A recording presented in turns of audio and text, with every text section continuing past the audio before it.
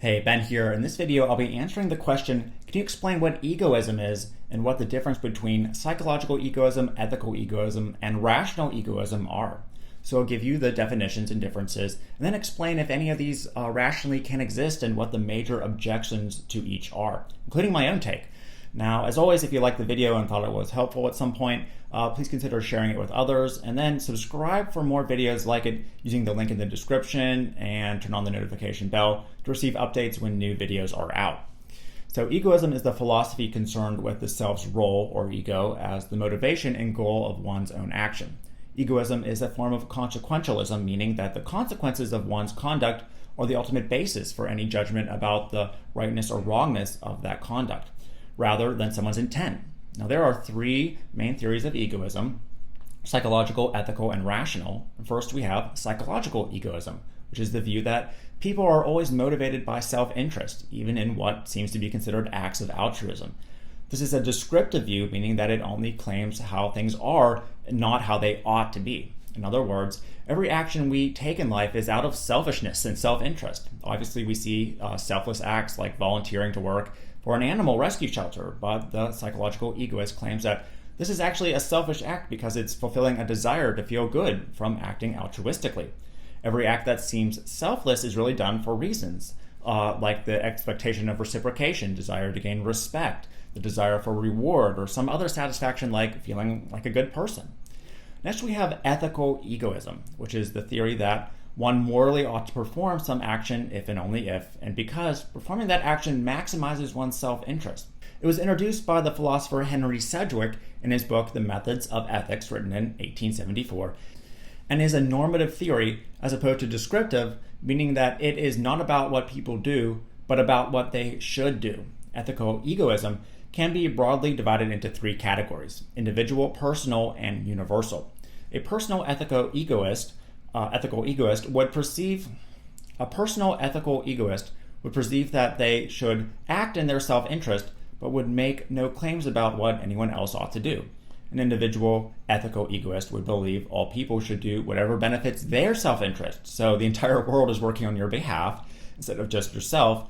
And a universal ethical egoist would argue that everyone should act in ways that are in their own self-interest. So why be an ethical egoist? Well, your life is all you have, so why live it to sacrifice it for the sake of others? Ethical egoists such as Ayn Rand thought altruism is destructive to society as it denies an individual's value, making life merely something to be sacrificed. Ethical egoists aren't like narrow hedonists where you only do what's pleasurable. You can and should follow societal rules and laws because it's in your self-interest to follow them and remain safe. Plus, it's okay to sacrifice some pleasurable rewards to work in the present for some greater reward in the future because it's still in your self-interest. Now, finally, we have rational egoism, which states that an action is rational if and only if it maximizes one's self-interest. This, just like ethical egoism, is a normative theory. So while ethical egoism states that acting in your self-interest is a moral thing to do, rational egoism states that it's a matter of being rational, not moral.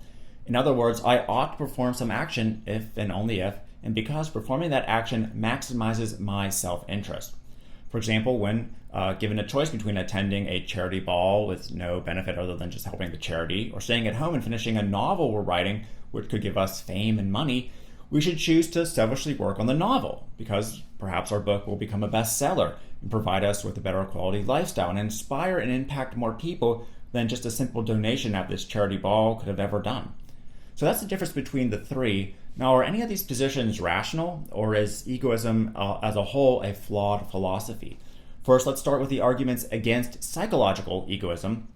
The philosopher David Hume argued that people have certain innate non-egoist instincts, like the instinct of a mother, to protect and care for her child. Hume wrote, "What interest can a fond mother have in view who loses her health by assiduous attendance on her sick child, and afterward languishes and dies in grief when freed by its death from the slavery of that attendance?" It seems incorrect to describe such a mother's goal as self-interested, especially if she dies in grief. Another argument comes from philosopher Derek Parfit, who wrote about how psychological egoism suffers from the fallacy of equivocation in his book On What Matters, Volume 1. Equivocation Calling two different things by the same name is an informal fallacy resulting from the use of a particular word or expression in multiple senses within an argument. In this case, the word want is being used illogically. Psychological egoists state whenever people act voluntarily, they're doing what they want to do. Doing what we want to do is selfish. So everyone always acts selfishly. Parfit writes that psychological egoism fails because it uses the word want first in a wide sense and then later in a narrow sense. Wider sense meaning any state of being motivated, while a narrow sense refers to desires just like wanting pleasure. So if you gave up your time to help homeless animals, your act would not be selfish, though you would be doing what you want in the wide sense.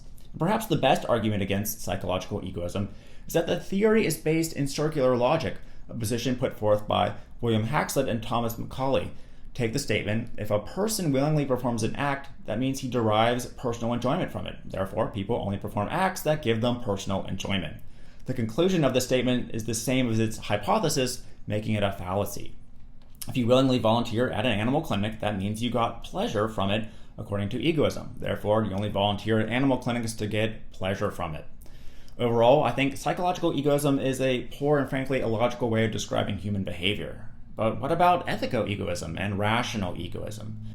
Well, as far as ethical egoism, I've talked before about how there's no objective morality, so to say that everyone is or should be an ethical egoist can't be correct, as this is a normative theory. And morality seems to be derived from biology and society, so some people may have a moral code that involves love, friendship, and doing selfless acts for others. Plus, whether ethical egoism can even exist is up for debate as well. For instance, ethical egoism also appears to suffer from the fallacy of equivocation too. Let's say you're a narcissist who only lives for themselves and considers themselves to be an ethical egoist, and you have children. You may have the desire to see your offspring be successful so it will carry on your name after you die. In this instance, you're putting yourself into the selves of your children, giving us two meanings of self. Rational egoism has arguments against it too. Again, we have this issue of what is a self.